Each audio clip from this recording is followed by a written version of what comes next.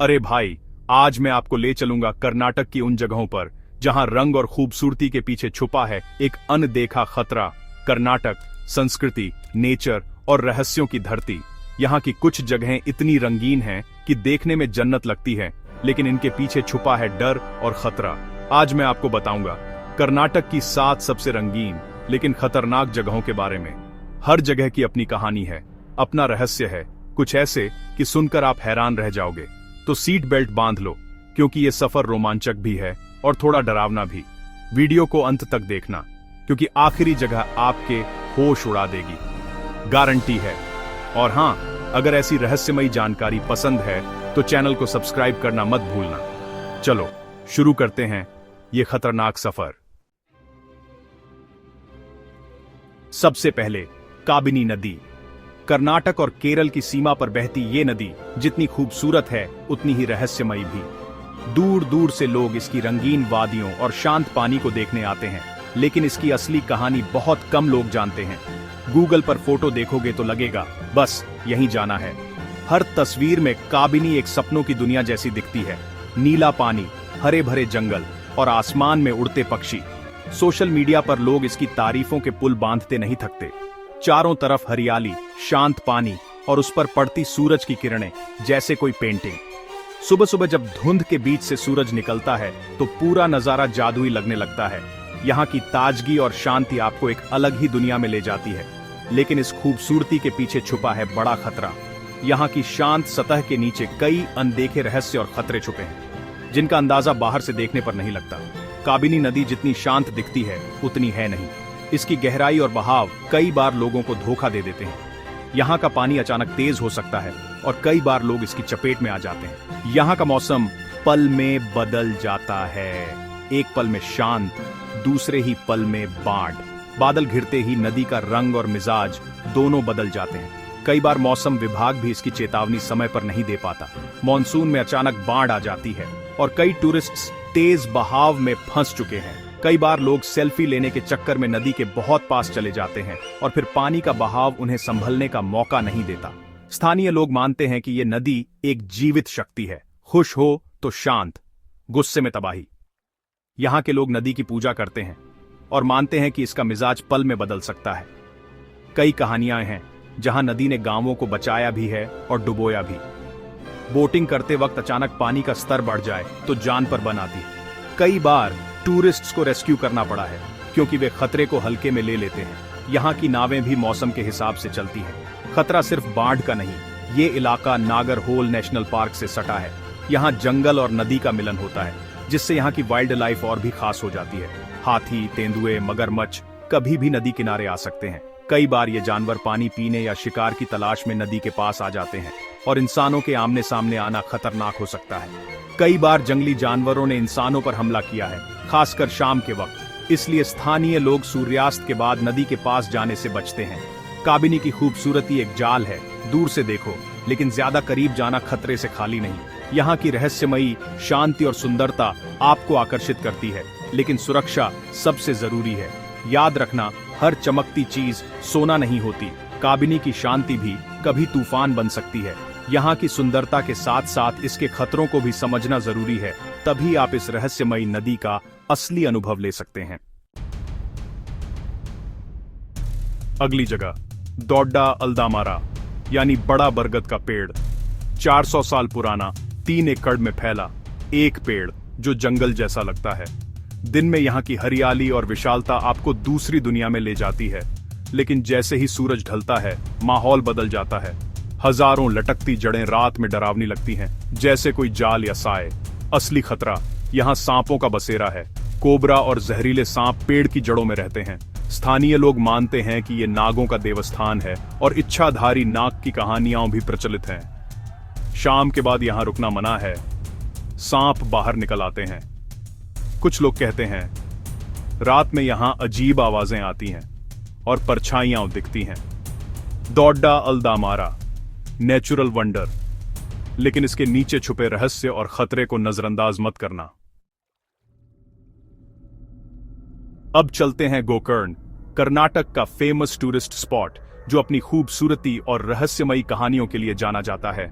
यहाँ हर साल हजारों टूरिस्ट्स आते हैं जो इसकी शांत वाइब और नेचुरल ब्यूटी के दीवाने हो जाते हैं।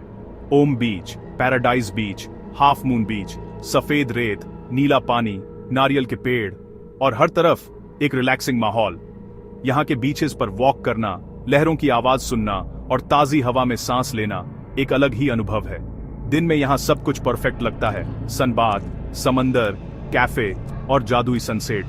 लोग यहाँ योगा करते हैं, किताबें पढ़ते हैं और लाइफ को स्लो डाउन करके एंजॉय करते हैं। हर शाम सूरज की आखिरी किरणें समंदर को सोने सा चमका देती हैं, लेकिन जैसे ही रात होती है गोकर्ण का समंदर एक नया रूप ले लेता है।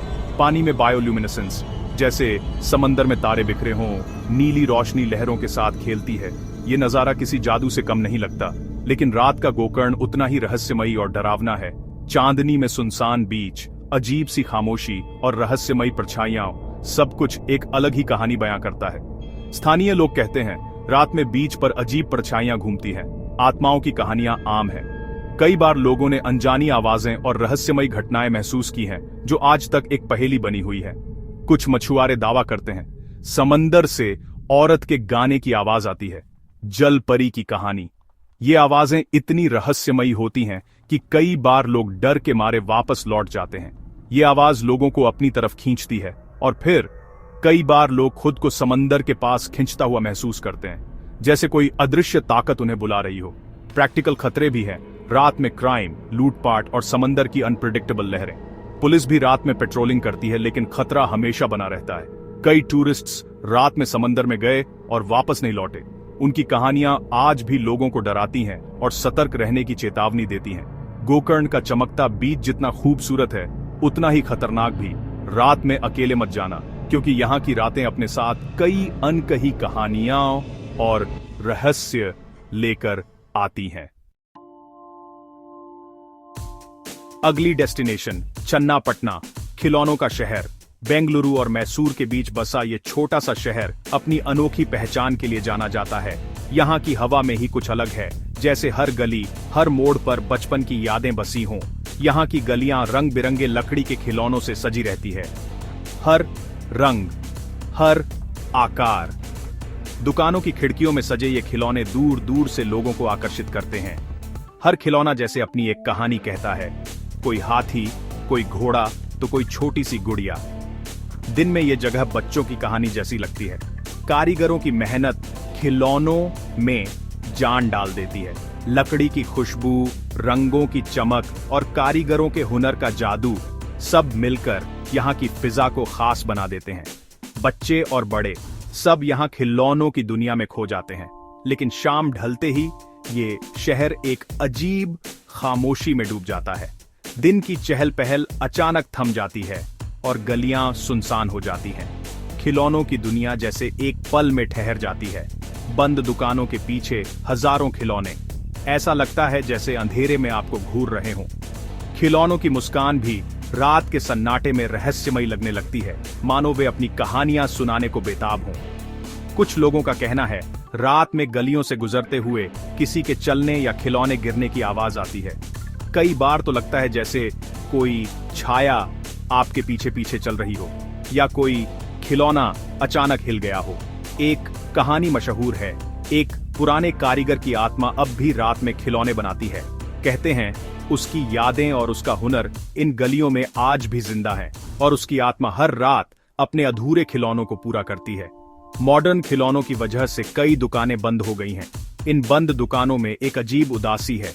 पुराने खिलौनों की खुशबू और यादें इन दीवारों में अब भी बसी हैं, मानो वक्त यहीं थम गया हो।